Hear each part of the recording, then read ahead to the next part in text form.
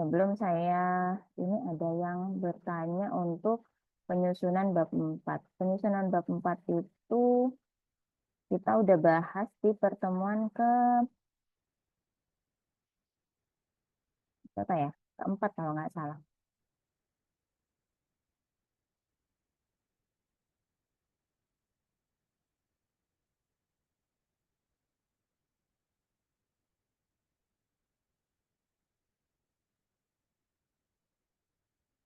Ya, untuk teman-teman yang akan menyusun bab 4, gitu kan? Hmm. Sudah terlihat?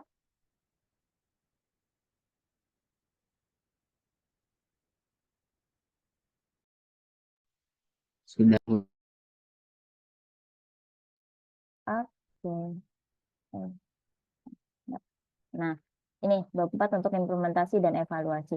Sebenarnya kalau bab 4 itu kita nyusunnya itu sesuai dengan kebutuhan dari ini ya, pembahasan yang butuh dijelaskan oleh peneliti gitu. Jadi mau subbabnya apa saja itu eh,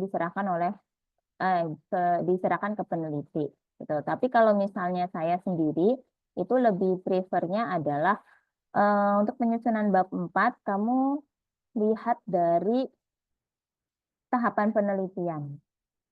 Begitu. Karena di tahapan penelitian biasanya langsung, misalnya nih metode pengembangan. Ya, metode pengembangan itu kan berarti kita sudah masuk di analisis hasil ya. Atau kalau kamu di perancangan produk adalah implementasi dan evaluasi. Nah, pengimplementasiannya seperti apa? Begitu. Pengimplementasian ini kan pengimplementasian apa namanya pendekatan yang kamu pakai ya. Misalnya, Bu, saya menggunakan pendekatan waterfall. Nah, tahapan waterfall itu apa saja? Nah, itu yang kamu bahas satu persatu. Gitu. Kalau misalnya, Bu, saya pakainya design thinking. Berarti kamu tahapan design thinkingnya itu yang kamu bahas satu-satu di bab 4. Nah, misalnya di sini, kamu lihat di tahapan penelitianmu di bagian metode pengembangan ya, metode pengembangan. Oh, analisis kebutuhan. Nah, kira-kira nanti kamu di analisis kebutuhan itu hasilnya apa? Ya, misalnya, Bu, di analisis kebutuhan itu saya melakukan wawancara. Wawancara kira-kira user saya membutuhkan fitur-fitur apa. Nah, berarti di subbab ini ya, misalnya 4.1. Nah, analisis kebutuhan. Kamu jelaskan dan kamu tuliskan kebutuhan apa yang kira-kira tergambar atau diinginkan oleh user kamu.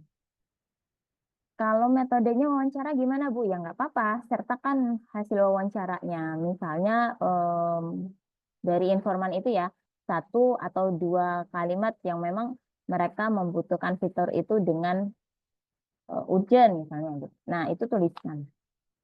Nah, nanti kalau ada setelah analisis kebutuhan, 4.2 analisis, sorry, misalnya identifikasi masalah atau usability testing. Nah, itu kamu tuliskan juga gitu ya. Kemudian untuk perancangan desain. Perancangan desain, oh saya harus bikin em, apa namanya? Mock up-nya atau yang sebelum mock up itu apa sih? Analisis yang apa ya? Aduh saya lupa. Pokoknya sebelum mock up ya, misalnya kamu merancang desain apa, just performa atau apa gitu kan. Nah, kamu bikin flowchartnya dulu atau apa. Nah, itu kan kalian yang lebih tahu. Itu juga jelaskan ya. Jadi saran saya adalah penyusunan bab 4 sesuaikan dengan wait, wait, sesuaikan dengan analisis di tahapan penelitian kalian. Jadi biar sejalan nanti begitu. Terus kalau misalnya pertanyaan gini, Bu, ternyata di bahasan saya di bab 4 itu ada salah satu tahapan penelitian yang memang nggak saya pakai. Berarti nanti sesuaikan di bab 3-nya. Ya, bab 3 tahapan penelitian itu sesuaikan. Berarti satu tahapan yang kalian hapus itu hilangkan saja ya dari pembahasan. Karena pasti nanti dosen itu ngelihat tahapan penelitianmu apa saja. Terus sudah terbahas belum ya di bagian analisis hasilnya di bagian bab 4 gitu. Ya, kalau misalnya oh loh di ini tahapan penelitiannya ada tapi kok di bab 4-nya nggak ada ya, itu pasti jadi pertanyaan lagi dari dosen penguji kamu. Begitu. Oke, sampai sini bisa dipahami? Bisa. Cukup aman ya? Siapa tadi? Amirul ya? Oke. Yang lain ada pertanyaan terkait penyusunan bab 4?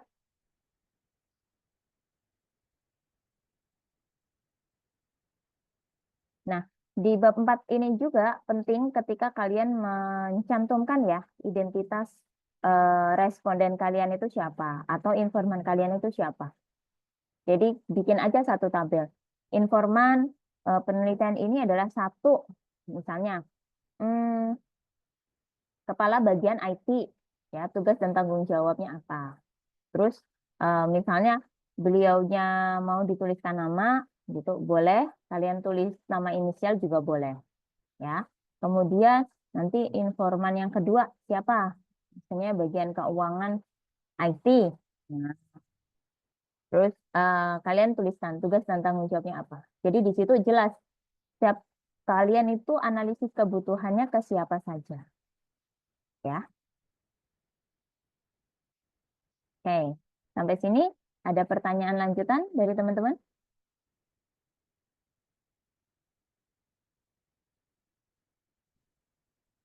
Nah, ini ya. Kalau misalnya identifikasi aktor, nah di sini kalian jelaskan. Tapi ini analisa sistem ya. Tapi kalau misalnya nanti kalian analisis kebutuhan, kemudian ada informan yang kalian apa namanya wawancarain, nah bentuk tabel seperti ini juga nggak apa-apa. Ya. Nah ini kalau misalnya ya use case diagram ya. Jadi sesuaikan tahapan penelitian kalian. Kalau misalnya di tahapan ini saya harus bikin use case diagramnya ya bikin aja begitu. Dan jangan lupa setiap tabel, setiap gambar itu harus dijelaskan dalam paragraf. Ya. Oke.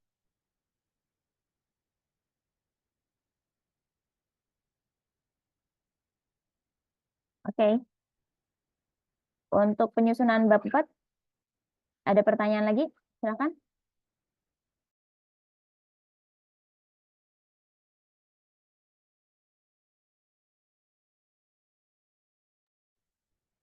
Cukup, Bu, cukup.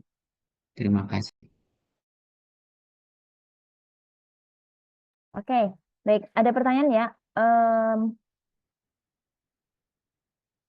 Bu, untuk bab 4 itu kan minimal ada satu atau dua citasi. Kira-kira di bagian mana ya, Bu, yang bisa ditambahkan citasinya? Nah, kalau pembuatan aplikasi gitu ya, biasanya saya menyarankan anak bimbingan saya itu berikan citasinya di bagian eh, hasil olah data atau nanti di evaluasi gitu. Biasanya hasil olah data, aduh, tadi sih, bentar, ada nggak ya contohnya di sini?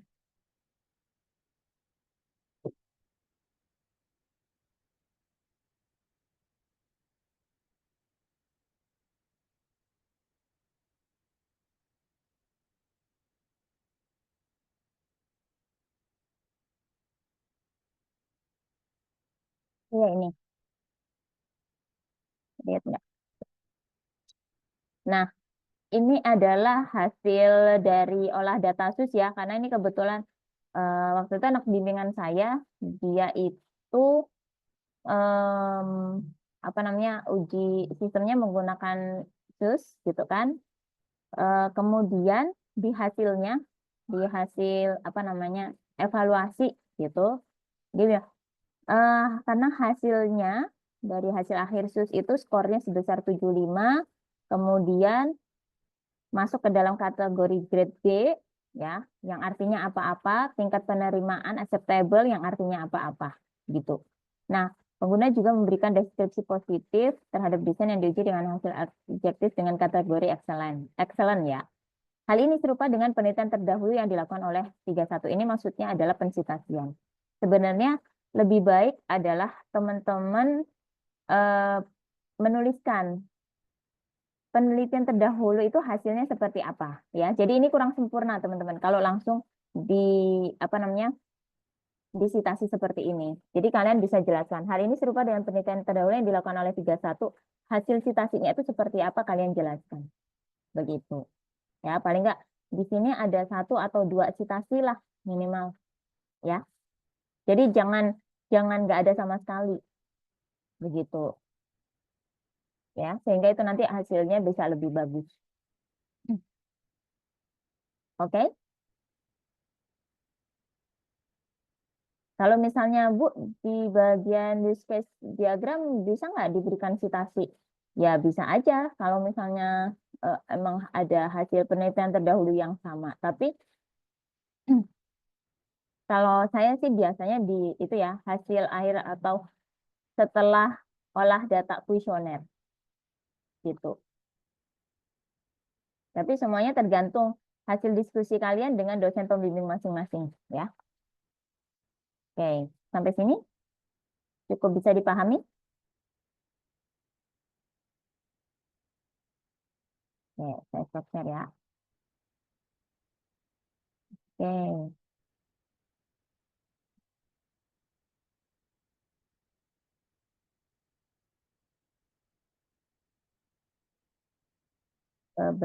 Sebentar.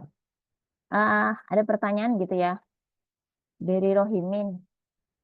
Bu, jika tugas akhirnya itu buat website, ada desainnya menggunakan Figma, apakah desainnya itu yang wireframe, low-fi atau high-fi-nya, Bu? Gitu. Nah, sebenarnya ini tergantung Rohimin, tergantung pada judul TA kamu, kemudian ada masalah di bagian mana, dan bisa kamu jawab dan kamu berikan solusi itu apa namanya hanya dari wireframe-nya atau low-fi-nya, high-fi-nya ya. Kemudian bergantung juga pada rumusan masalah kamu. Rumusan masalah kamu hanya untuk membuat desain wireframe, low-fi, high-fi-nya ikut enggak? Nah, seperti itu. Ya. Jadi semuanya diserahkan lagi ke peneliti. Bu, kalau bagusnya seperti apa? Ya balik lagi, tujuan penelitianmu tuh ada masalah di mana, gitu kan? Nah, solusinya di bagian mana dan sesuaikan dengan rumusan masalahnya. Ya, Rohimin ya. Terus di Baihaqi, Bu izin bertanya, di bab 4 dan bab 5 itu minimal berapa citasi, Bu? Atau total dari atau total dari bab 1 sampai 5 minimal berapa ya, Bu? Oke, di bab 5 itu nggak boleh ada citasi ya, kesimpulan saran. Nggak boleh ada citasi. Di abstrak pun nggak boleh. Kalau misalnya kesimpulan saran ada citasi itu berarti salah. Jadi yang harus ada citasinya itu bab 1, 2, 3, 4. Minimalnya berapa? Kalau di NS ya berdasarkan rubrik penilaian, citasinya itu paling nggak ada 15. Di mana 2 diantaranya adalah luaran ya atau publikasi yang ditulis oleh dosen NS gitu. Tahunnya adalah 5 tahun ke belakang ya. Jadi itu sebenarnya sudah ada aturannya di rubrik penilaian TA ya. Di apa namanya template TA pun juga sudah ada, sudah ditulis.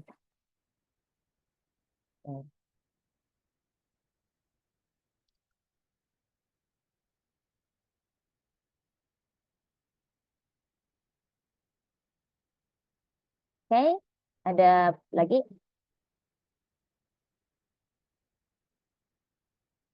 Kemudian ada pertanyaan dari Amar ya. Ini pertanyaan yang sebenarnya di luar penyusunan TA gitu kan. Bu, kalau ingin kasih bingkisan atau hadiah ke dosen pembimbing itu legal nggak sih, Miss? Gitu.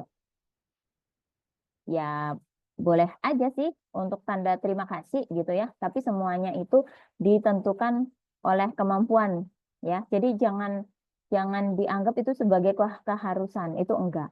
Jadi istilahnya ya kalau misalnya kalian mau kasih sebagai tanda terima kasih ya boleh, tapi enggak perlu dipaksakan ya karena tugasnya dosen itu kan bukan bukan apa ya? Nggak harusnya saya ngebimbing untuk dapetin hadiah gitu kan enggak ya.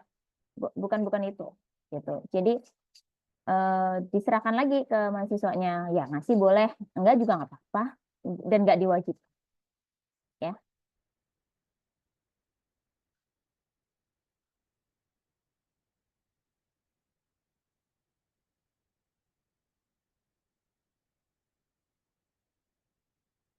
Oke.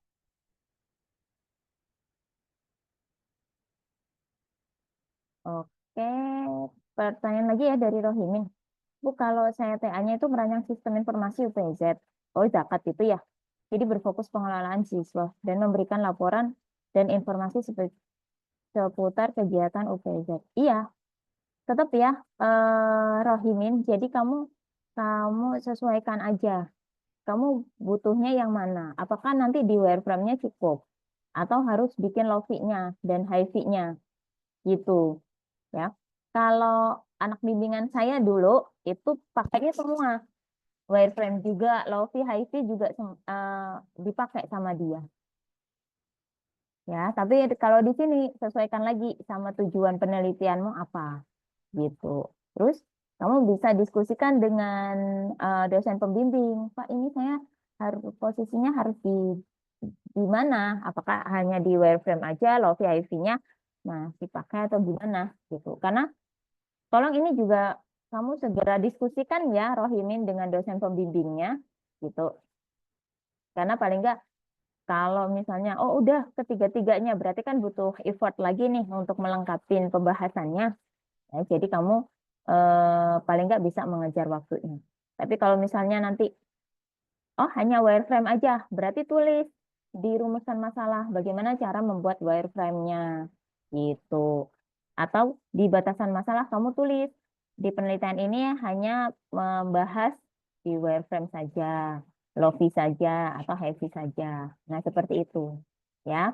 Makanya saya bilang ini tergantung pada rumusan masalah kamu. Mau di apa namanya penyusunan apa namanya pembuatan sistemnya itu sampai di mana. Tapi semua itu harus disesuaikan, ya sesuaikan dengan rumusan masalah. Kemudian tujuan pasti perlu disesuaikan juga batasan masalah, ya semuanya harus disesuaikan doh ini. Oke,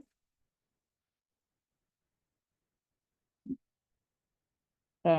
Yang penting kamu diskusinya dengan dosen pembimbing ya, gitu. Jadi eh, biar waktu sidang akhir nih ketika ada pertanyaan dari dosen penguji, kamu juga bisa menjawabnya. Kenapa kok hanya wireframe saja? Kenapa lofi high-nya nggak diujikan? Nah, seperti itu. Ya, paling nggak kamu sudah bisa jaga-jaga juga jawab pertanyaannya seperti apa.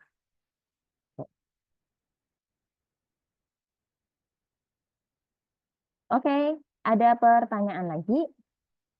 Silakan. Cukup? Tidak ada? Oke. Nah, kalau nggak ada, kita apa namanya next ke bahasan kita selanjutnya ya tentang pengumpulan data dan teknik pengambilan sampel. Jadi sebenarnya kalau yang udah ikut eh, mata kuliah TA di semester lalu, sebenarnya ini nggak jauh beda juga ya untuk penyampaian materinya, masih tetap sama. Tetapi mungkin posisi kalian di semester sebelumnya adalah belum sampai di bab 4. Tapi kalau di sini kan sudah rata-rata mengambil bab 4, jadi mungkin lebih masuk ya penjelasannya hari ini untuk kalian gunakan pada penyusunan bab 4. Begitu. Nah, untuk bahasan hari ini adalah pengumpulan data dan teknik pengambilan sampel.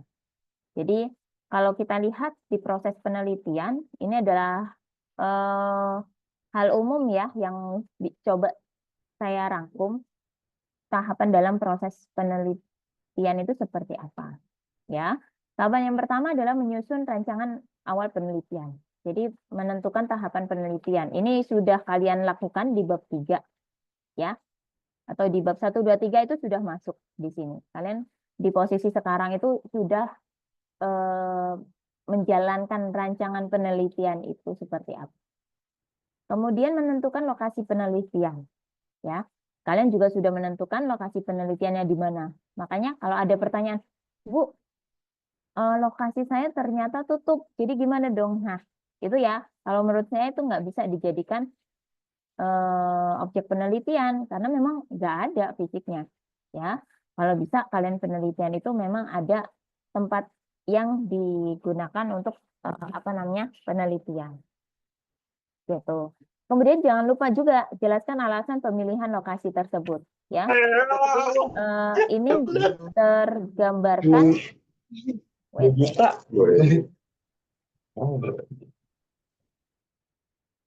Nah, ini penentuan lokasi penelitian gitu ada di bab 1, ya. Kemudian berikan alasannya kenapa memilih lokasi tersebut.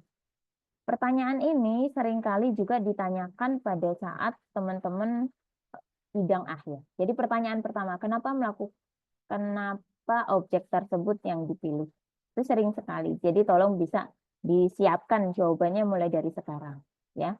Jangan sampai menjawabnya, iya Bu, karena dekat dengan lokasi saya. Nah, itu nggak bisa, ya.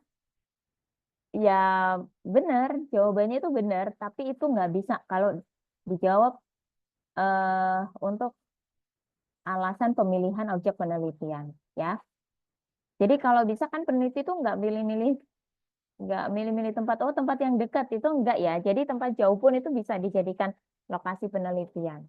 Jadi tolong disiapkan jawaban-jawaban yang masih ilmiah lah, ya. Pokoknya jangan jangan jawaban yang iya Bu dekat dan bisa saya jangkau. Nah, ya. Itu jawaban itu tolong dihindarin. Gitu. Nah, setelah kalian menentukan lokasi penelitian buat surat izin penelitian, ya, ini juga sudah saya informasikan dan ingatkan segera bikin surat izin penelitiannya. Begitu, untuk memudahkan dalam pencarian data. Nah, kemudian pemilihan informan atau responden, ya. Jadi gimana untuk nanti menentukan jumlah informan atau responden yang akan dipilih? Nah, di tahap ini nih, teman-teman, nanti aplikasinya udah jadi atau kalian menguji hipotesis, ya, membutuhkan informan atau responden yang kalian tuju untuk penelitian kalian. Nah, kemudian ada etika penelitian. Jadi, di mana etika penelitian itu sikap meneliti dalam mencari responden, merespon jawaban dari informan, kemudian nggak melanggar aturan di lingkungan tersebut, ya. Jadi, bagaimana kita berkomunikasi dengan informan, bagaimana kita meminta izin responden untuk bisa mengisi kuesioner kita, dan tidak melanggar aturan di lingkungan tersebut, ya. Jadi, nggak bikin gaduh, misalnya di lokasi tersebut harus harus memberikan surat izin penelitian, ya kalian lakukan dulu, ya. Pokoknya dijagalah etika peneliti ini. Kemudian juga menentukan waktu penelitian, ya. Jadi pastikan kalian itu mencari data sesuai dengan waktu yang kalian tuliskan di surat izin penelitian, dan ini juga sesuaikan dengan deadline pengerjaan TA kalian. Misalnya nih, Bu, saya deadline untuk turun lapangannya hanya 2 minggu. Ya sudah, berarti kalian berusaha banget gimana caranya 2 minggu itu mendapatkan responden yang sesuai dengan, sesuai dengan yang kalian tentukan. Ya, misalnya, Bu, di 2 minggu ini, target responden saya itu 100 orang. Tapi waktu saya 2 minggu, ya udah. Berarti gimana caranya 2 minggu itu kalian dapat 100 orang. Ya, sampai sini ada yang perlu ditanyakan, silakan. Atau ada tambahan? Boleh?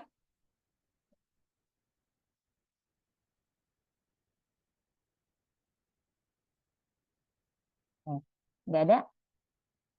Oke, baik. Kalau nggak ada, kita lanjut. Nah, sebenarnya ya di bab 4 itu nanti kita akan lebih banyak berbicara tentang data. Kita mencari data, kita mengolah data, dan kita menganalisis apa namanya data. Ya, sebenarnya data itu apa? Nah, ini ada beberapa definisi mengenai data ya. Data itu dari KBBI adalah kumpulan fakta atau informasi yang diperoleh melalui pengamatan, pengukuran, atau penelitian. Biasanya dalam bentuk angka, teks, gambar, dan dapat diolah serta dianalisis untuk mendapatkan pemahaman atau pengetahuan lebih lanjut. Ya. Kemudian pengertian dari Margareta, data itu angka, simbol, teks, gambar yang dapat dikumpulkan dan diproses untuk menghasilkan informasi. Ya. Kemudian dari J. William Goslinga, data itu pengumpulan sistematis, pengukuran, atau percobaan. Nah, dari Kristanto, dia bilang, data itu fakta mengenai suatu objek yang dapat mengurangi ketidakpastian mengenai suatu keadaan atau peristiwa. Gordon mendefinisikan data adalah fakta mentah yang belum diolah jadi informasi yang signifikan. Ya. Terus Nuzula mendefinisikan data adalah informasi mengenai suatu kejadian yang sering terjadi berupa angka, fakta, gambar, tabel, grafik, kata, simbol, huruf, dan ekspresi lainnya yang mencerminkan pemikiran, kondisi, objek, dan situasi. Kemudian yang terakhir dari Kotari, ya, dia mendefinisikan data adalah kenyataan-kenyataan yang diperoleh dari peristiwa atau objek yang diteliti. Nah, karena di awal saya bilang, di bab 4 ini kita akan lebih banyak berbicara tentang data, dan kita sudah tahu data itu apa? Ada angka, ada teks, ada gambar, simbol, ya, kemudian ekspresi, huruf, tabel, grafik, gitu ya. Kemudian apa ya? Nah, kenyataan-kenyataan yang diperoleh dari peristiwa atau objek yang diteliti. Nah, sebenarnya teman-teman, kalau kita menyadari bahwa data apapun yang kita dapat nanti, baik yang kita lakukan dalam wawancara, ya, kalau kita wawancara kan kita berarti dapat datanya adalah data teks, ya. Jadi bagaimana jawaban informan. Kalau misalnya kita analisis datanya menggunakan kuantitatif, berarti data yang kita peroleh adalah data berupa angka. Tuh, dan semuanya itu harus diolah dan dianalisis untuk menghasilkan informasi. Ya, informasi itu berarti kita mendapatkan sesuatu hal yang baru. Ya, dia akan berubah jadi pengetahuan ketika kita menganalisisnya, ya, mengkaitkannya dengan penelitian terdahulu, dengan teori-teori yang kita gunakan. Nah, itu baru akan menjadi pengetahuan. Tapi kalau di data ini, jadi apapun datanya kita nanti akan olah menjadi sebuah informasi. Ya. Oke, bisa dipahami teman-teman?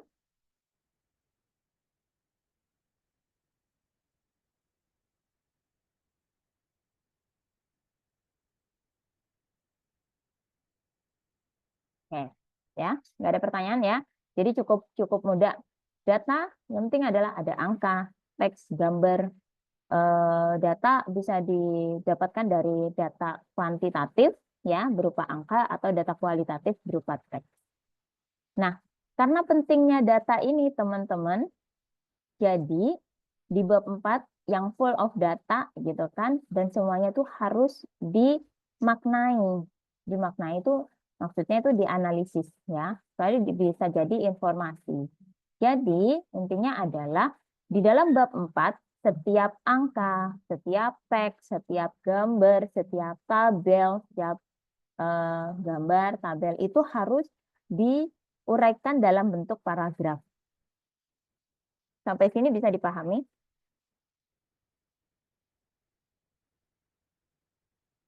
Bisa dipahami nggak? Bisa, Bu. Ya. Bisa, Bu. Jadi jangan lupa di bab 4 itu satu bab tapi itu inti jawaban dari penelitian kita. Ketika kalian menyatakan, ini ada data tentang informan, gitu ya, data informan yang saya gunakan. Nah, kira-kira informan itu menjawab apa, gitu kan?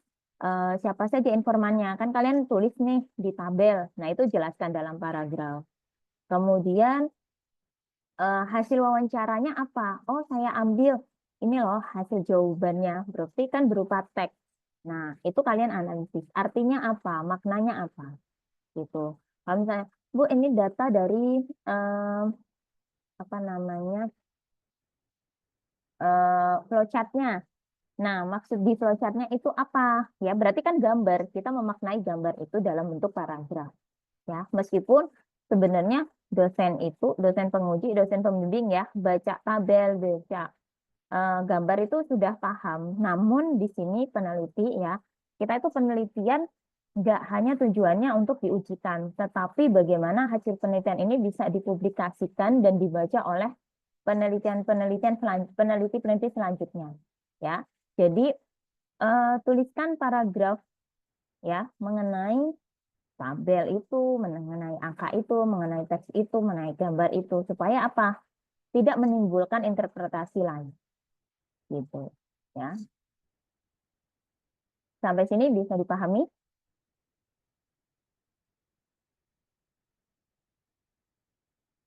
Ya. Terus juga sebenarnya di rubrik penilaian itu juga sudah ada arahan nih, ada poin tersendiri bahwa setiap tabel, setiap gambar harus dideskripsikan dalam bentuk paragraf. Jadi usahakan di bab 4 ini ya, mau dalam bentuk SS pun gitu kan, screenshotan juga harus dimaknai, diuraikan dalam bentuk paragraf. Ya. Oke.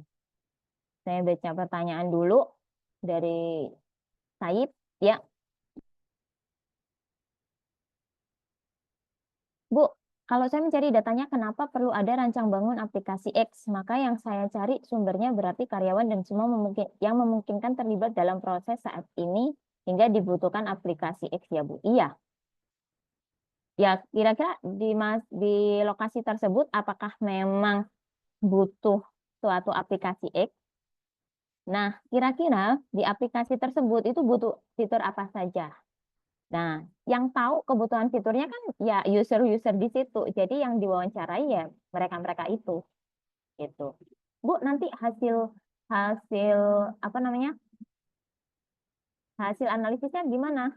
Kan paling nggak mereka jawabnya juga sama itu saja. Nah, hasil untuk analisis di kualitatif ini sebenarnya diserahkan ke peneliti lagi ya, mau dibikin tabel atau mau dibikin per paragraf itu boleh.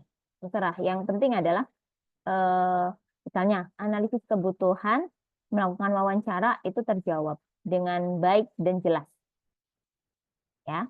Dan penyusunannya kayak gimana bisa dikomunikasikan, dikonsultasikan dengan dosen pembimbing masing-masing. Gitu. Cukup ya, Said dan teman-teman yang lain. Terus pertanyaan dari Salsabila Elsa, Bu, kalau kualitatif kan wawancara, kalau misalnya penelitiannya di Depok, apa kita harus ke Depok atau bisa menanyakan by online ya, Bu? Nah, ini kualitatif ya.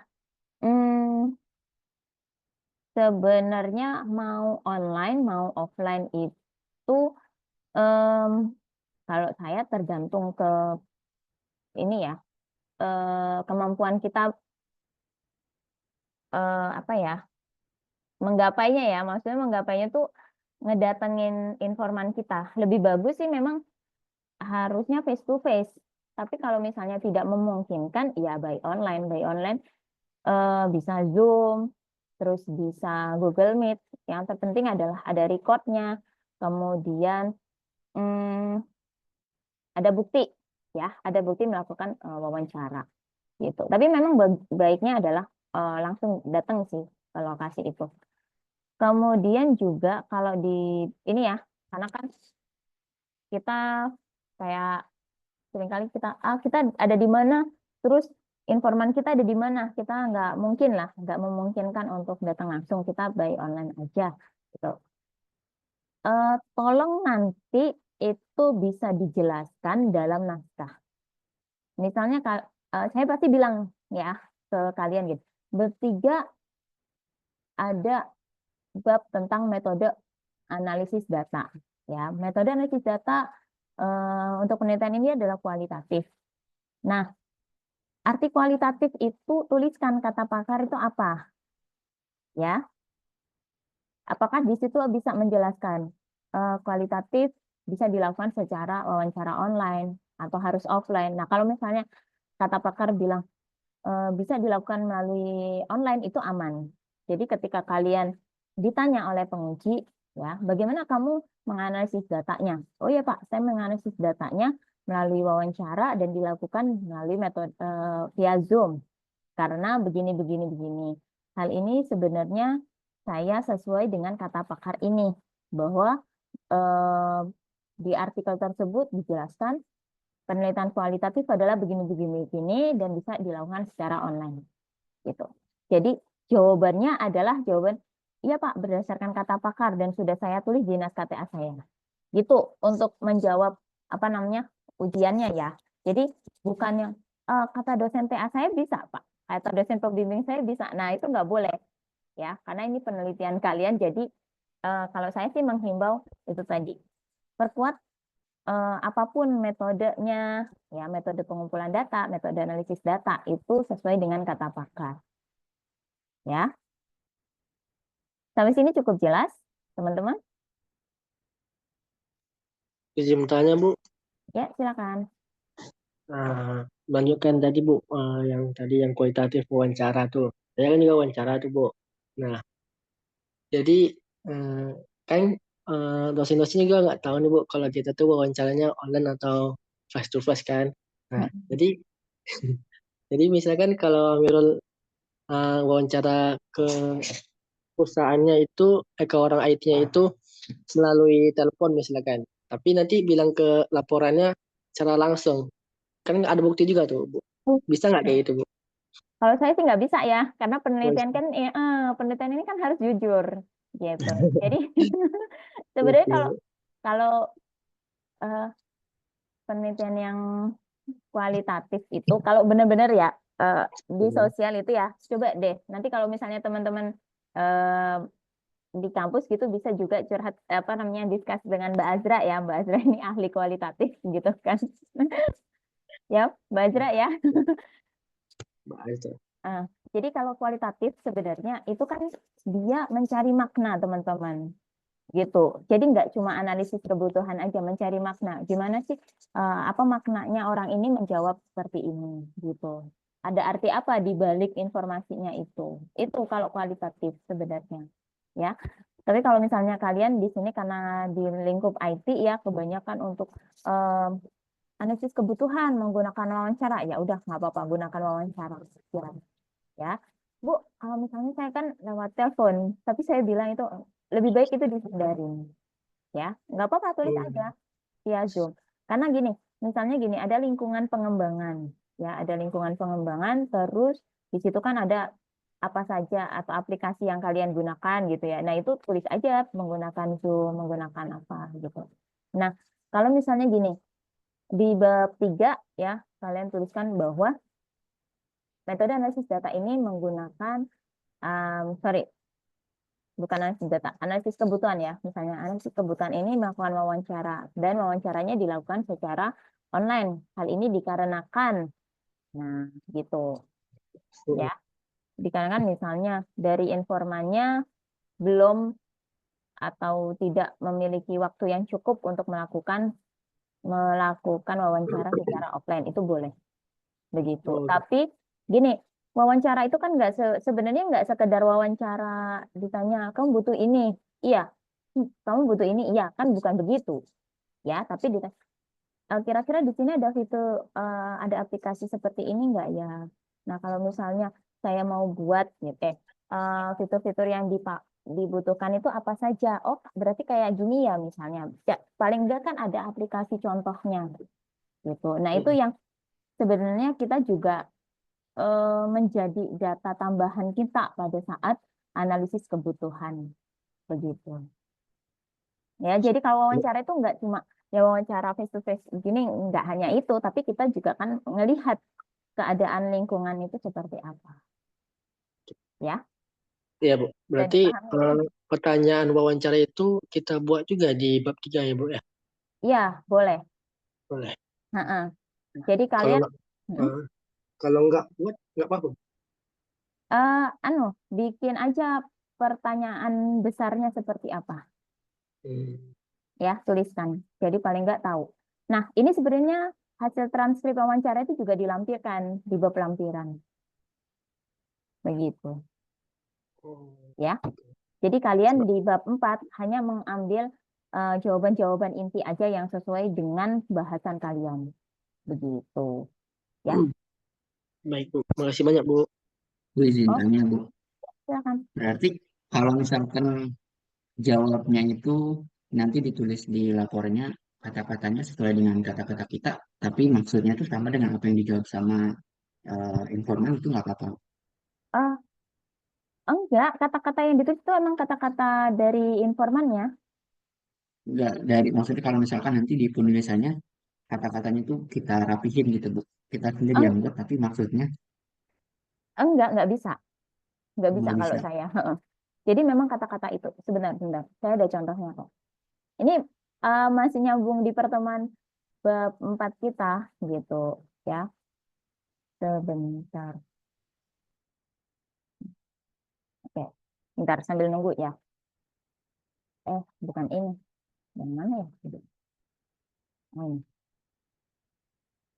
Ini kalau saya ya, teman-teman. Jadi karena data itu data dari informan, data dari responden itu kan seolah-olah kalau sekarang itu kayak logam mulia ya, yang harganya melejit banget. Maksudnya itu eh ini tuh berharga banget, jadi nggak usah diapa-apain. Sebentar. Nah, kayak gini contohnya. Eh, Nah, ini ya contohnya. Ini itu salah satu penelitian yang kualitatif, gitu kan. Di sini dia analisisnya tentang strength ya, SWOT, analisis SWOT. Nah, salah satu analisisnya dia strength atau di bagian ini. Nah, strength ya. Jadi dari faktor kekuatannya seperti apa. Nah, jadi membedakan ini hasilnya ini kan. Nah, kalimat ini tuh kalian bikin sendiri di paragraf ini. Begitu, ya. Kemudian hal ini diungkapkan oleh Hikmah Aulia Putri atau informannya pada tanggal, ya tanggalnya itu tulis aja. Nah, eh, apa namanya bukti bukti dia menjawabnya apa ya tulis aja misalnya kita emang fokus banget buat ngebedain diri bahan yang kita pakai buat buket bunga tuh nggak cuma tahan lama tapi juga kelihatan mewah, teksturnya halus dan tebal jadi pas orang lihat dan pegang mereka langsung ngerasa beda. Gitu. Selain itu kita juga terus inovasi dalam pemilihan warna, tekstur dan desain jadi produk kita tuh unik dan menarik perhatian konsumen, ya. Kalau saya baca itu seperti itu. Nah, kalian menulisnya ya udah sesuai sesuai mereka itu jawab apa. Misalnya eh kalau bahasa Depok itu kan pakai kayak gini. Gue emang fokus banget ngebedain diri bahan yang kita pakai gitu kan. Bahan yang gue pakai bukan bunga tuh nggak cuma tahan lama. Nah, itu tulis aja kayak gitu, ya. Itu kan data, data memang yang nggak bisa diapa-apain, yang memang mereka omongin ya udah gitu. Kalau misalnya di sini ada di tengah-tengah dia sambil tertawa gitu ya, haha gitu. Ya tulis aja haha gitu. Ya, yang terpenting nanti kalian bisa menangkap makna artinya mereka menjawab seperti itu tuh apa, begitu. Ya, itu yang harus kalian maknai, kemudian tuliskan dalam paragraf penjelasannya. Jadi nggak usah di ini lagi, pokoknya biar kelihatan formal banget gitu. Enggak, justru kalau kualitatif gitu kan, karena kita kayak ngobrol biasa, jadi nggak usah di apa-apain begitu. Kecuali kalau kalian menuliskan hasil analisis ya, baru baru pakai apa namanya bahasa yang formal. Tapi kalau hasil wawancara enggak. Cukup bisa dipahami? Bisa, Bu. Terima kasih. Oke, fair ya. Jadi nggak usah mikir lagi ya, gimana ngebikin kalimat yang formal gitu. Oke, Depok udah.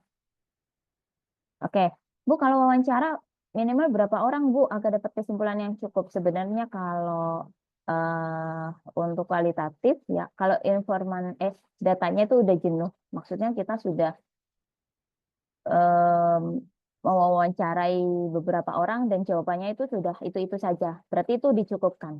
Informannya berapa nggak bisa dipastikan. Jadi tergantung pada keunikan jawaban yang disampaikan oleh informan. Gitu. Itu kalau yang kualitatif murni ya. Tapi kalau kalian misalnya, Bu, eh, orang sini butuhnya fitur ini, dan itu cukup ya udah dicukupkan. Ya, karena sebenarnya yang jadi analisis kebutuhan kan ya di wawancara. Tapi kalau nanti analisis tesnya menggunakan kuesioner, nah itu udah beda lagi. Ya, berarti kalian analisis datanya menggunakan kuantitatif karena analisis data ya data hasil akhirnya itu data kuantitatif, berarti kalian menggunakan kuantitatif.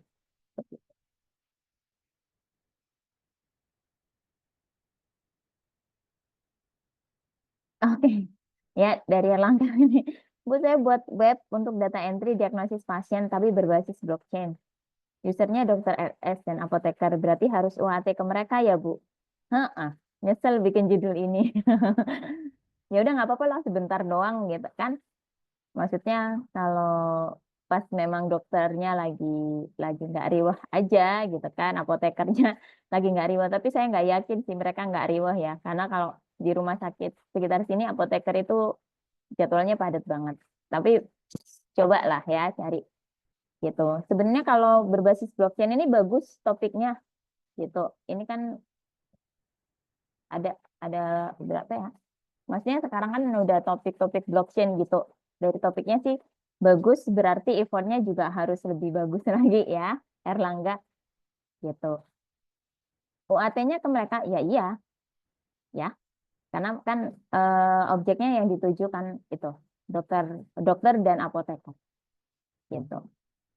Kalau misalnya kamu ke pasien, ya berarti ke pasien ya lebih susah lagi kamu apa namanya wawancarain pasien yang kadang kan dia sakit ngerasain sakit aja udah pusing, malah ini diwawancarain, nah kan nggak mungkin juga ya Erlangga ya.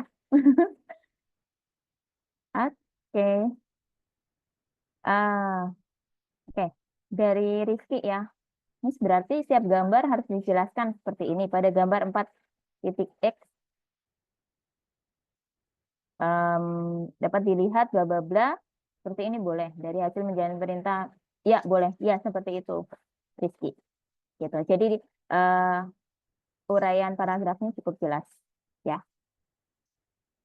Oke, Fasya, kalau untuk kuesioner di bagian lampiran apakah hanya mencantumkan tabel atau wajib mencantumkan hasil screenshot dari tiap pertanyaannya, Bu? Kalau di lampiran hasil olah datanya ya, data mentahnya itu tuliskan di lampiran, tapi kalau untuk item kuesionernya aja mungkin di bab 3 kali ya. Misalnya kamu di Google Form gitu. Nah, item pertanyaannya itu apa saja kamu bisa tulis di bab 3. Tapi siap berapa banyak yang menjawab pertanyaan nomor 1, pertanyaan nomor 2 itu harus ada di lampiran ya.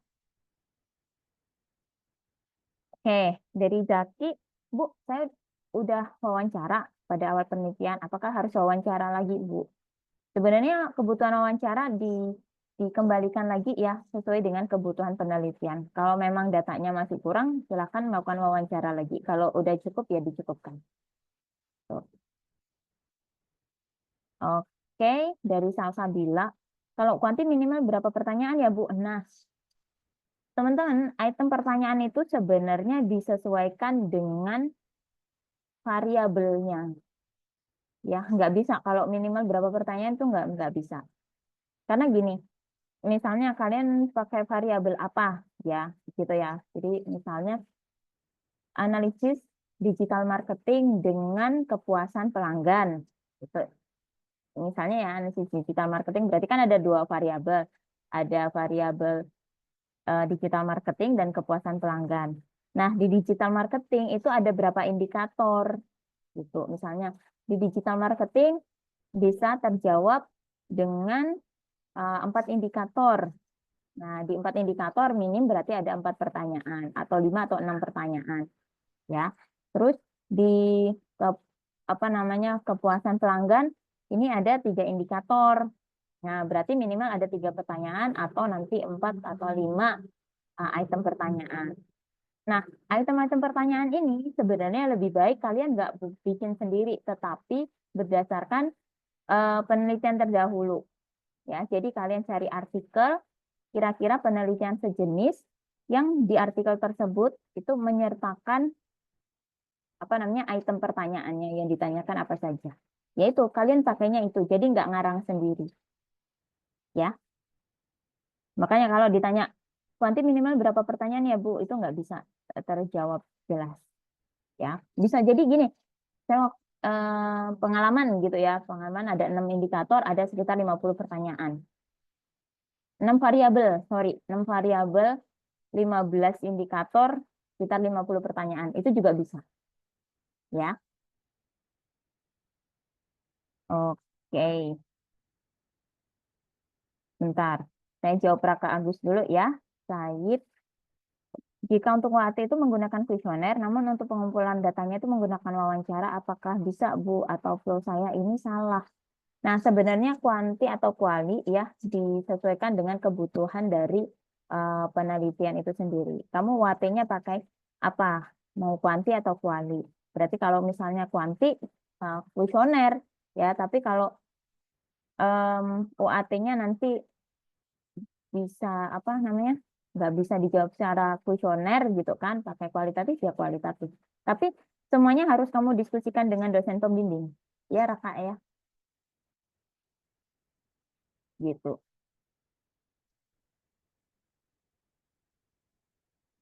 Kalau flow saya salah nggak ya? Nah, yang tahu salah enggaknya nanti mungkin Raka bisa apa namanya diskusi dengan dosen pembimbing ya, karena kalau saya kan nggak baca secara naskahnya secara lengkap ya. Jadi biar sepemahaman kamu dengan dosen pembimbing. Bentar. Bukannya Raka izin ikut kelas pagi ya? Kok nongol di sini? Ya, oke. Ya, sebentar. Ada pertanyaan dari Irfan. Em, untuk ujian hasil itu minimal citasi berapa ya, Bu? Tadi udah dibahas tapi nggak sempet dengar. Oke, untuk ujian hasil 15 ya. Lihat aja di rubrik penilaiannya.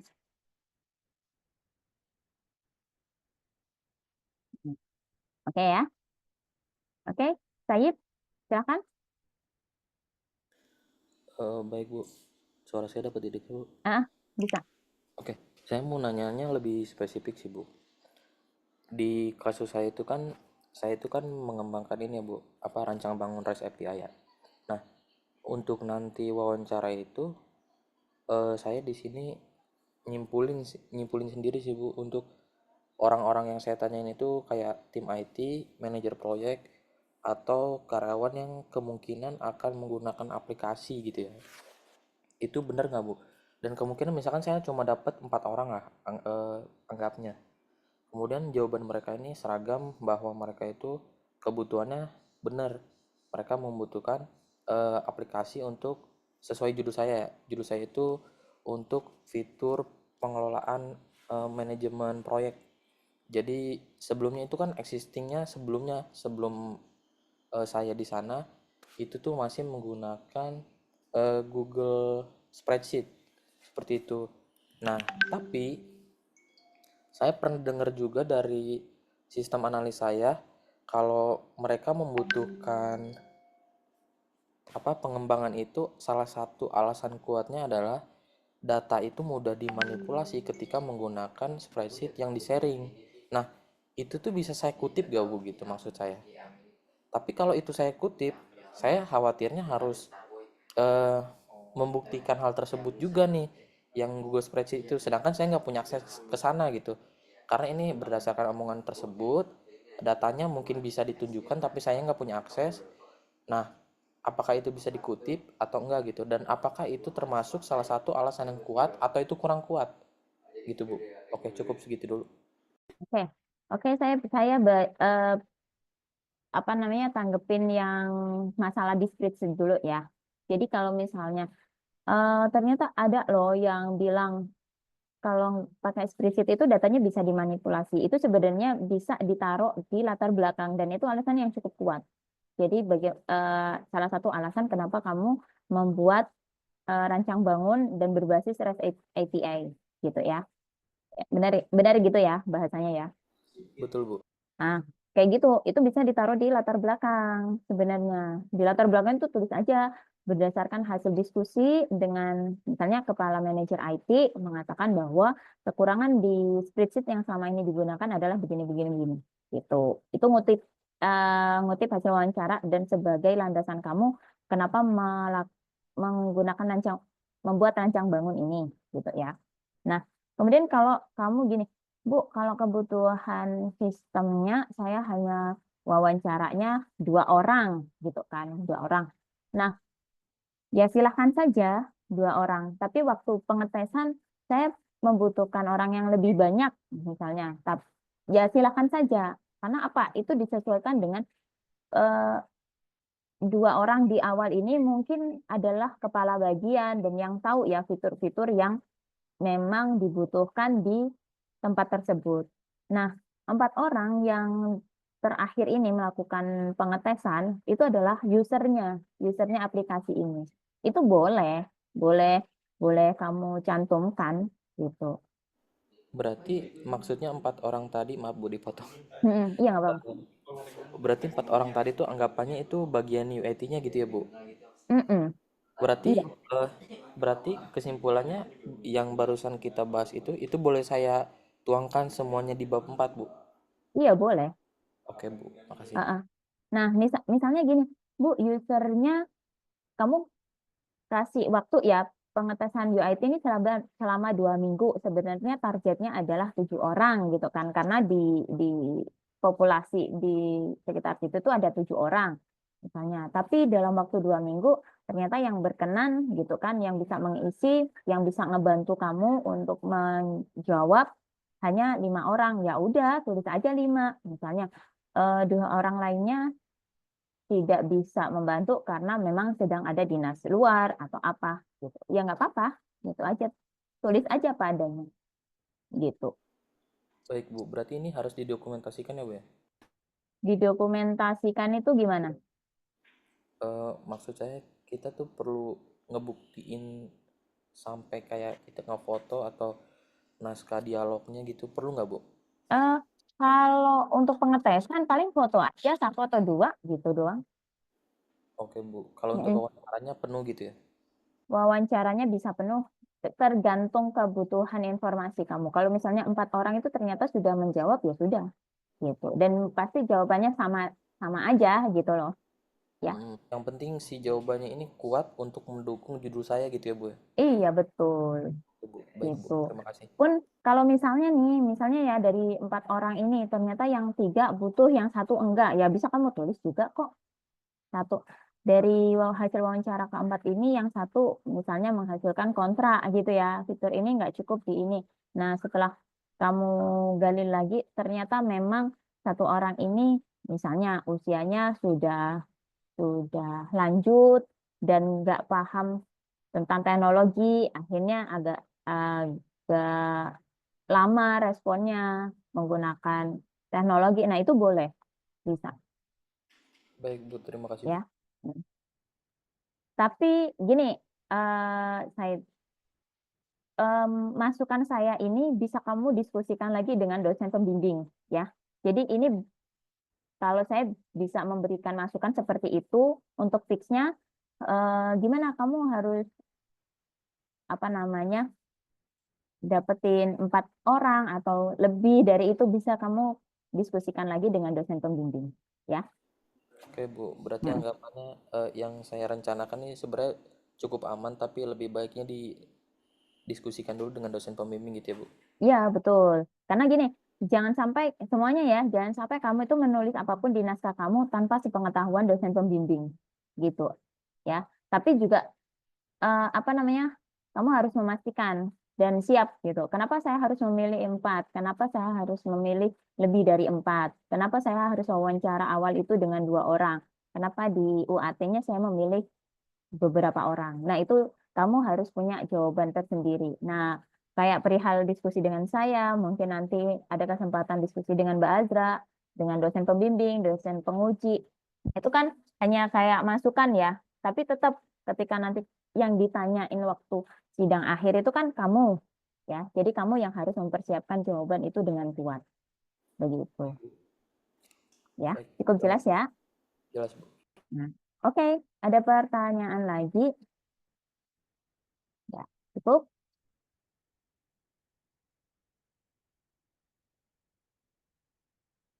Oke, Bu, kalau ada data yang sifatnya rahasia tapi penting untuk dimasukkan ke dalam dokumennya itu gimana ya, Bu? Contohnya kayak gimana, Usama?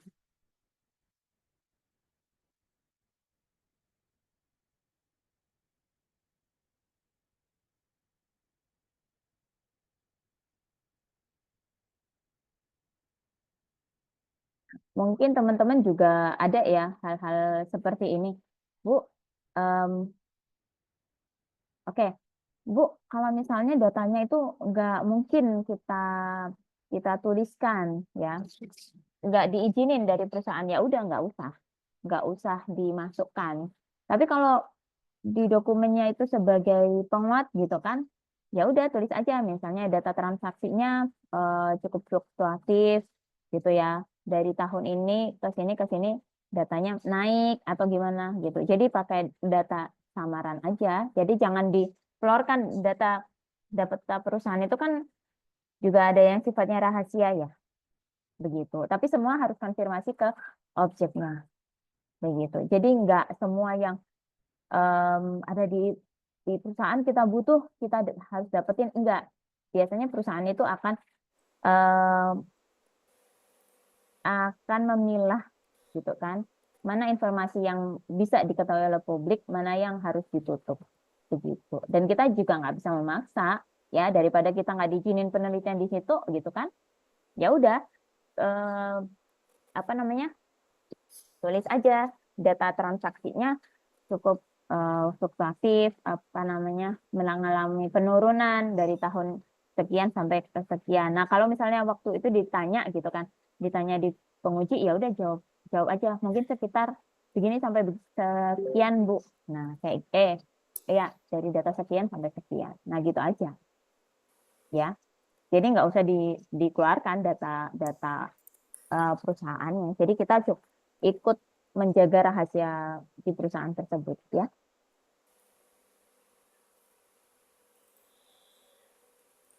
Oke, dari Rafli, Bu, karena saya menggunakan metode kuantitatif, apakah tetap diwajibkan mengumpulkan data dari responden meskipun data yang saya gunakan berasal dari perangkat atau node milik perusahaan studi kasus saya? Enggak sih, ya.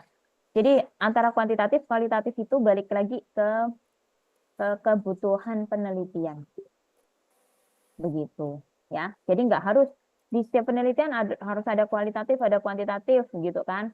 Enggak, ya kamu kalau di NF malah nggak boleh ada kualitatif dan kuantitatif. Makanya kemarin ada penelitian tentang mixed method itu saya cukup cukup pertanyaan ya, karena di NF itu nggak disarankan gitu. Tapi kok kenapa ada dengan metode penelitian mixed method waktu itu ya?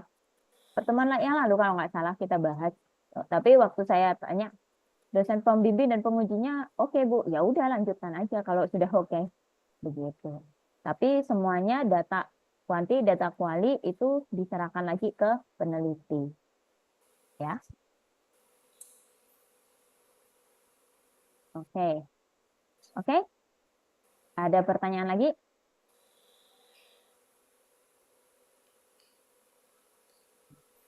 Oke, nggak ada. Bentar, kalau gitu saya beresin data. Ini pengumpulan data.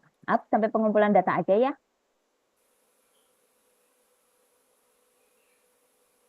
Nah, pengumpulan data ini sebenarnya teman-teman sudah juga pada tahu gitu ya. Jadi pengumpulan data ada studi literatur. Studi literatur ini rata-rata kalau teman-teman mendefinisikan di bab 3 itu sudah cukup bagus ya. Sudah cukup baik untuk studi literatur. Tapi tetap yang saya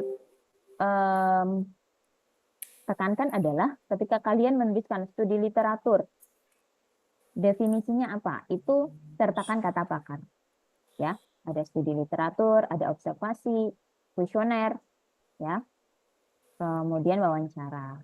Ya, wawancara ini juga menggali data ya dari informan melalui komunikasi secara melalui wawancara lisan, gitu ya.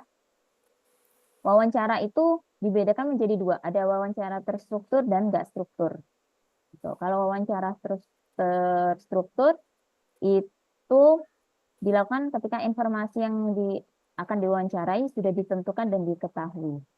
Ya, kemudian pewawancara atau peneliti itu sudah menyiapkan item-item pertanyaannya. Tuh, kalau nggak struktur, ya udah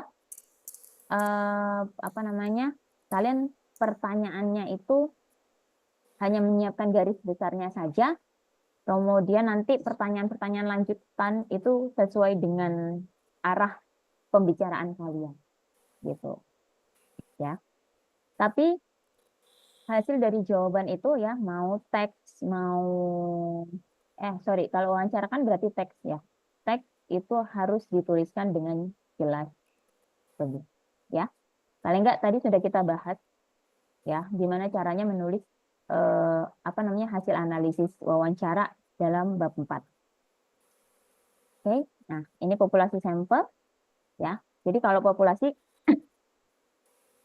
gini, kalau populasi itu adalah keseluruhan orang ya atau kasus atau objek di mana hasil penelitian akan digeneralisasikan.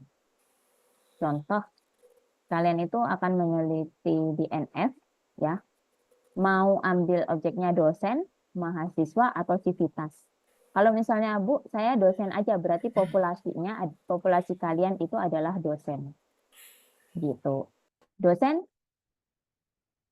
berarti keseluruhan dosen. Kan di NF itu ada 3 prodi ya. 3 prodi berarti ya dosen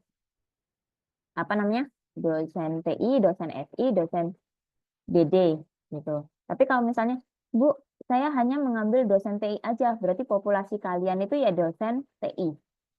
Gitu. Pun kalau misalnya kalian analisis penelitiannya menggunakan mahasiswa aja, berarti populasinya ya mahasiswa. Ya. Hanya mahasiswa SI ya, berarti populasinya hanya mahasiswa SI. Kalau civitas itu keseluruhan ya ada dosen, kemudian tenaga DAAK gitu kan, dari DAAK, perpustakaan, terus bagian IT, kemudian pokoknya semua civitas akademik tadi NF itu masuk pada populasi kalian. Nah, sampel itu apa? Sampel itu bagian terpilih dari populasi yang akan dipilih. Ya, jadi misalnya populasi kalian itu ada 100 gitu kan. Berarti ambil sampelnya berapa persen? Nah, itu ada perhitungannya sendiri. Nah, perhitungannya itu gimana, Bu? Nah, kalian bisa cari cara melakukan perhitungan pemilihan sampel ya. Gitu. Jadi nggak semua nggak ngawur dia pemilihan sampel itu begitu. Terus Bu kalau misalnya populasinya itu hanya sedikit Bu di bawah 50 gitu kan. Ya udah ambil aja semuanya berarti nanti teknik pengambilan sampelnya itu pakai yang total sampling artinya semua anggota populasi dijadikan sampel penelitian gitu.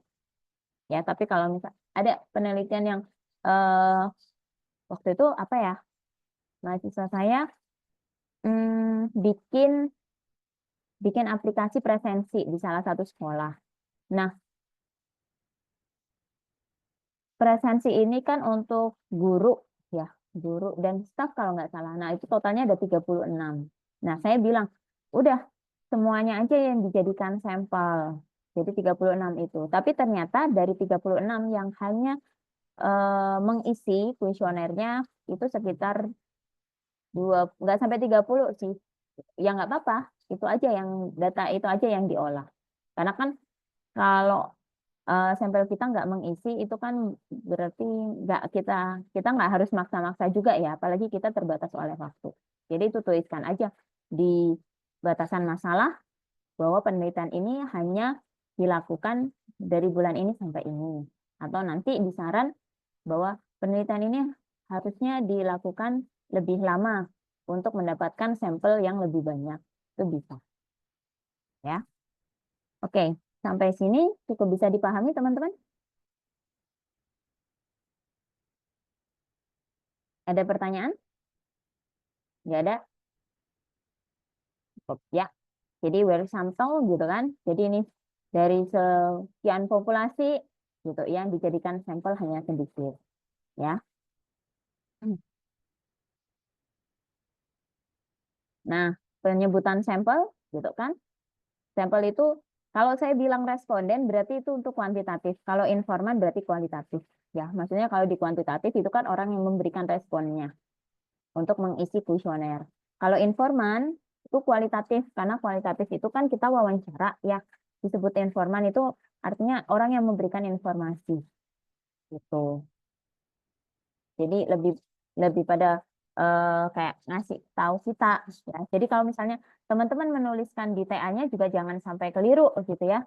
Kalau kalian menggunakan kuantitatif berarti penyebutannya adalah sebanyak berapa responden. Tapi kalau misalnya kalian menggunakan wawancara, kalian tulis berapa banyak informannya.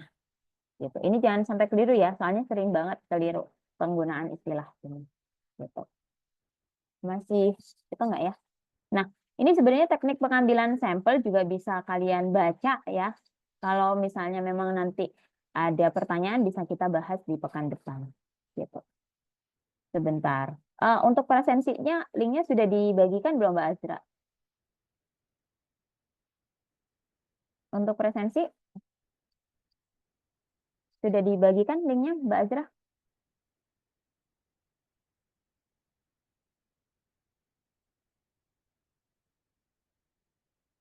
Mbak Azranya ada nggak ya?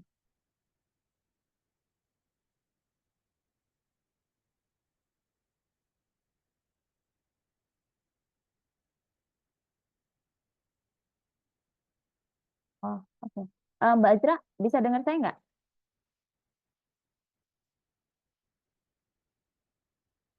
Mbak Azranya nggak ada. Teman-teman di sini udah isi link presensi? Belum. Belum ya. Mbak Azranya lagi nggak respon saya nih.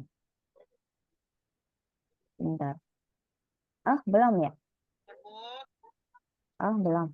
Mbak Azra, ada nggak Mbak Azra? Karena linknya di ini Mbak Azra. 5, 4, 3, 2, 1, 4, 3, 2, 1.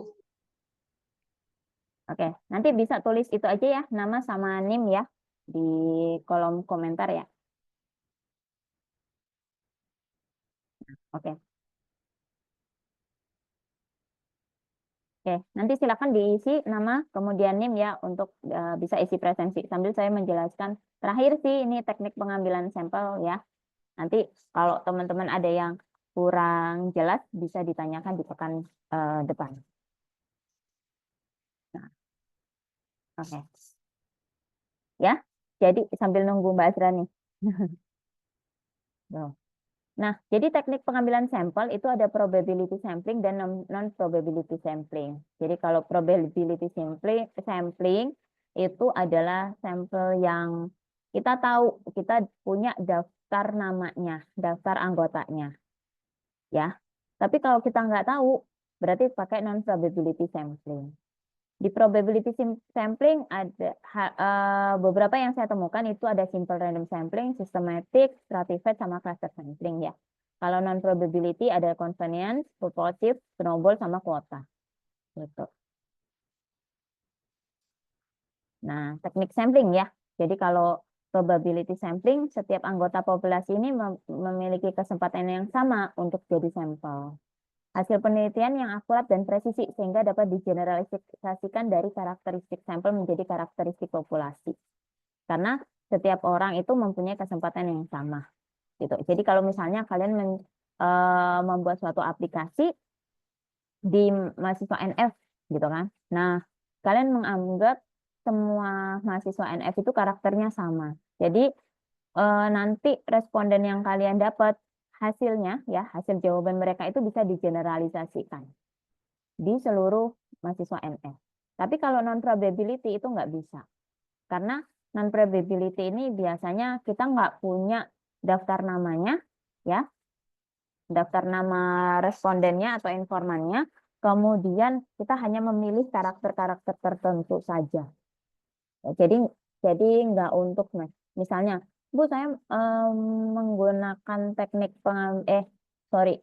pengambilan sampelnya itu hanya untuk karakter-karakter tertentu saja.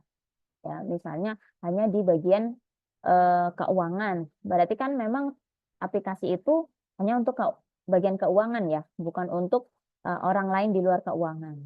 Gitu. Jadi nggak bisa dibuat generalisasi bahwa setiap bagian keuangan harus menggunakan aplikasi ini. Itu nggak bisa. Ya. Oke, sampai sini cukup paham teman-teman? Ya, jadi kenapa pentingnya untuk pemilihan sampel? Gitu. Probability sampling, ada simple random sampling ya, pemilihan dari populasi secara acak tanpa ada aturan tertentu untuk memilih. Ya, jadi kalian pilih acak aja. Misalnya ada 100 responden dari 1000 populasi. Ya, yang terpenting adalah kalian hitung kira-kira sampel yang kalian butuhkan itu ada berapa.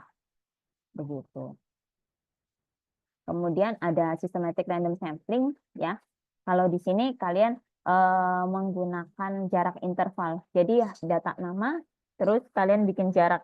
Saya akan memilih dari daftar nama ini orang-orang yang misalnya ada di daftar nomor 1, kemudian nanti jarak interval 5, berarti di nomor urut 6, kemudian di nomor urut 11. Ya, pokoknya intervalnya ada 5. Ya, jadi begitu terus. Tapi yang kalian wawancarain atau yang kalian bagi kuesionernya ke orang-orang tersebut. Dan ini systematic random sampling ini cukup susah ya, mungkin untuk kalian yang uji coba sistem. Gitu. Stratified random sampling ini yang sampelnya cukup heterogen ya. Gitu. Berdasarkan wilayah, gender, pekerjaan ya. Ini kayaknya susah. Kalau kalian sepertinya lebih banyak yang simple random sampling. Ya, cluster juga. Cluster juga agak susah. Ya. Terus kalau non probability sampling ada confidence sampling ya. Jadi peneliti ini memilih responden berdasarkan prinsip kemudahan dan dirasa dapat memberikan informasi yang berguna dalam menjawab pertanyaan atau hipotesis penelitian. Jadi kalau misalnya kalian ada di suatu pertokoan gitu kan, pokoknya saya mau cari orang yang pakai HP Xiaomi gitu. Ya udah, berarti pakai yang Xiaomi aja. Begitu. Jadi kalian kan nggak ada data nama orang yang mengunjungin mall tersebut kan nggak ada. Ya, itu pakai non probability. Gitu. Kalau ini kayaknya enggak deh. Kalian kayaknya rata-rata kalau nggak gitu purposive. Kalian ya, purposive sampling itu peneliti memilih responden dengan kriteria tertentu yang sesuai dengan tujuan penelitian. Jadi kalau nggak purposive, kalian pakainya simple random sampling. Gitu. Tapi nanti kalian sesuaikan ya dari kata pakar purposive sampling itu apa, simple random sampling itu apa, begitu. Ya, kalau snowball sampling itu istilahnya kayak bola salju ya. Misalnya kita wawancara si A, gitu. Terus wawancara si A ini kurang informasinya. Nanti si A ini akan memberikan alternatif. Kamu wawancara si B aja, pasti dia lebih tahu. Nah, kalian wawancara si B. Kurang banyak nih informasinya. Disarankan lagi si B, kamu wawancara si C. Nah, itu terus sampai informasinya itu lebih banyak dan lebih lengkap. Itu pakai snowball sampling. Tapi kayaknya kalian enggak. Ya. Kecuali yang pure kualitatif dan yang sosial banget nih snowball sampling. Nah, kuota sampling ini kalau kalian memberikan satu kuota tertentu ya. Pokoknya yang isi kuesioner saya harus 100 gitu. Kalau enggak 100 responden yang mengisi, saya enggak akan selesai gitu. Dan ini kayaknya juga enggak, karena ini memerlukan waktu yang lama ya. Oke. Nah, itu saja sih ya di note saya adalah itu beberapa teknik pengambilan sampel penelitian, dan saran saya kalian tulis teknik pengambilan sampel kalian apa dan tuliskan di bab 3 ya. Kalau misalnya kalian mau menentukan sampel dengan perhitungan, silakan dicari perhitungan penentuan sampel pakai apa. Mau rumus Slowin, Lemonsow atau apa terserah. Ya, yang terpenting adalah ada rujukannya. Oke? Nah, oke.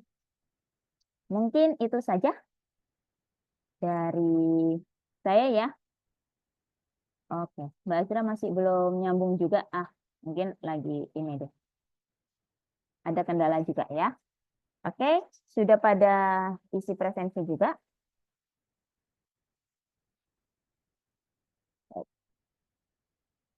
Oke, sebelum kita tutup, ada pertanyaan? Silakan.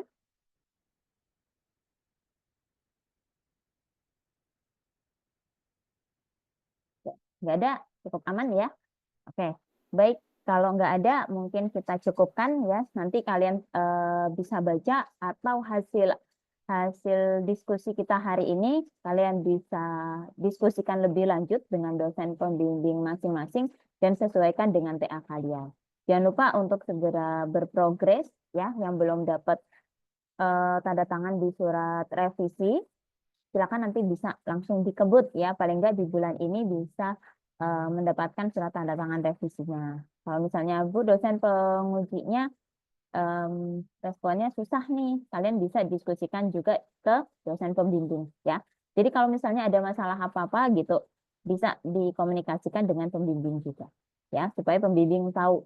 Dan usahakan jalin komunikasi yang baik dengan dosen pembimbing, karena bagaimanapun kalian nanti waktu ujian itu yang kalian hadapin adalah dosen pembimbing dan dosen penguji ya. Untuk hasil diskusi dari saya dan teman-teman lainnya di sini hanya sebatas kita nambah pengetahuan aja, dan mungkin itu bisa jadi penguatan kalian dan ketersiapan kalian ya ketika nanti mau ujian TA. Oke, mungkin itu saja dari saya dan Mbak Azra. Kurang lebihnya kita mohon maaf. Wassalamualaikum warahmatullahi wabarakatuh. Waalaikumsalam warahmatullahi Waalaikumsalam wabarakatuh. warahmatullahi wabarakatuh. Terima kasih banyak, Bu. Oke. Ya, ada link. Itu ada link, silakan nanti yang masih join boleh diisikan linknya ya.